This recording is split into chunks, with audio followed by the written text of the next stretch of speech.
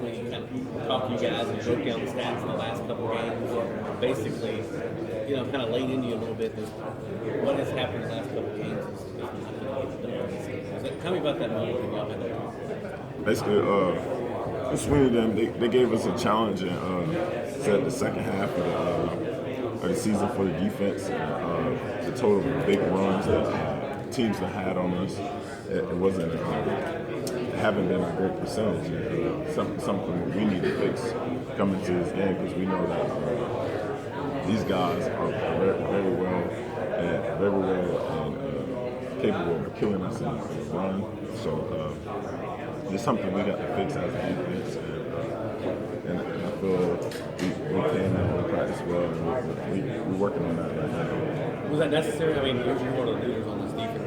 Did you need someone to point that out, or were you aware? Do you feel like anything changed with that message? I mean, we accept the challenge. We're glad the coach gave us a challenge or not, but we kind of knew what our problem was, and it kind of pissed us off as a player standpoint that your own coach would challenge you, but we accept the challenge and we can go out and put on the show. I guess you feel like you can say that all of the big plays, sure the other team made plays, but you guys bust misfits. Like just knowing from the inside out, like what your problems was. Like if it wasn't technique or anything, or like you just getting mauled over or whatnot. That's when it becomes an issue, when it's just like a simple communication problem. But we're gonna have to come with a hard edge with these guys. These guys are big and backs are hard to tackle. It's gonna come down to a tackling game. Something we're gonna have to do well. There were times when the team would get a big lead, and it would seem like the game was in hand, and then the other team would start coming back. Did you have that feeling against North Carolina that here we go again? No, the whole thing is just stay poised and make a couple of penalties that we had. That's the things that piss you off with something that's out of your control, the personal fouls and stuff.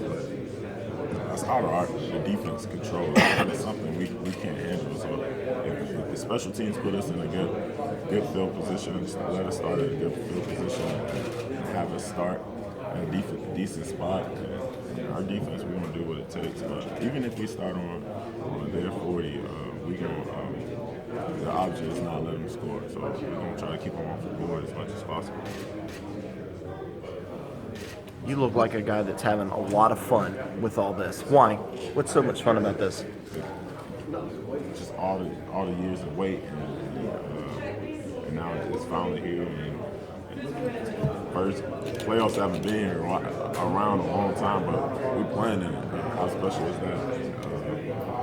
Just something I'm just gonna take. I'm gonna be able to talk to my grandkids later in years. So I'm just enjoying life right now. Being a guy that grew up just down the road from Clemson, what does this mean to you to not just play for that team that was right down the street, but to be able to help take that team to right now being the #1 ranked team in the country with a shot to play for national championship? That's one of the reasons why I picked Clemson, because it was so close to home and the family Vortex spirit at Clemson. But it's always a blessing to play for the #1 team in the country and getting that shot for the national championship. Just exciting. What's this trip been like off the field so far? You guys have gotten to do some fun stuff. I know there's more fun stuff on the way, but what's that been like for you so far? I mean, maybe I'm talking about the food. The food, yeah. Last night we went to the Brazilian steakhouse, and I think everything about that place was nice. The people treat us well, and the food was good. But I didn't really have much time to have any fun off the field. But I went to the beach a little, and most of the time I've just been in my room, just enjoying the time. Kevin, do you remember there's been a story on back in the spring in Oklahoma where they had that video came out that a fraternity had done and the football team sort of protested. Do you remember that incident? It's kind of a racially derogatory video that came to light, and the football team sort of rallied around it, and I'm just curious. Well, if you remember that, and what the experience is like at Clemson, for an African American athlete, a lot of and Clemson's not alone, obviously. Most campuses are not a huge, minority population, so to speak. But the football team obviously is. Is it at all isolating, or what is that like? That experience? I don't know anything about that. You don't know? You don't remember anything about that? Anything? I'm sorry. No, that's fine. Because I don't know if you remember, it was back in the spring, in March or whatever, it happened at Oklahoma. Yeah. Well, what is do you feel like part of the campus, is it at all, just your experience as on a campus that maybe is majority, mostly white students outside the football team, or some of the athletic teams, is that all, how do you feel like? It is. I mean, it's not a lot of minorities on campus. But Clemson is a small town that we pretty much embrace each other and love each other. So you get to know it's a big campus, but it's not too big that you don't build relationships with a lot of people. So I have a lot of friends on campus, and I'm a little well known, but I enjoy all my friends, no matter the race. Thank you, man. I appreciate it. That's what's so different about Clemson and being in this whole experience is that a lot of people don't realize how small it is, dude. Yeah, Clemson is a small town. Downtown is only so big, and we mesh well. All our classmates and everybody,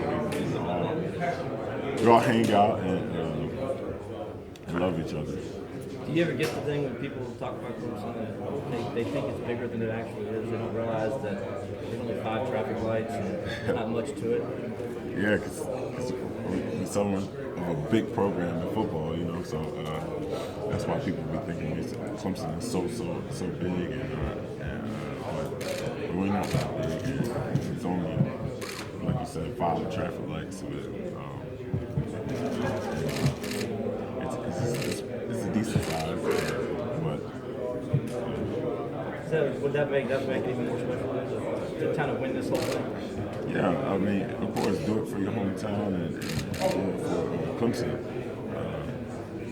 It's gonna brighten up the lights, and I bet every street will be full, and we're gonna have a parade after this thing is all said and done. Be the shortest secret tip parade. It'd be the shortest one ever. No, we're gonna take it all the way to Greenfield. We're gonna take it all the way to Greenfield. As far as you're getting a couple days closer now, you feeling it? You antsy a little bit? It's just a few days away. Oh man, I was for Christmas. That's all I thought about at home. I can't eat this because I got a game. I got this big game. I need to perform on this game. I couldn't eat the way I wanted to, like outrageous and stuff. So I had to take that into consideration and basically just watch what I eat and just think about this game. That was the only thing that was on my mind. So it's pretty obvious. This thing's different. This isn't the Russell Athletic Bowl. It's not. I mean, it's the playoffs. We don't enjoy this thing, but when I approach this game, I'm gonna make it real simple. It's gonna be tackle the man with the ball and apply the pressure to the man with the ball, and that's when it's a big game. But when I come into this game, I'm gonna make it real simple and play by play. Get after the man.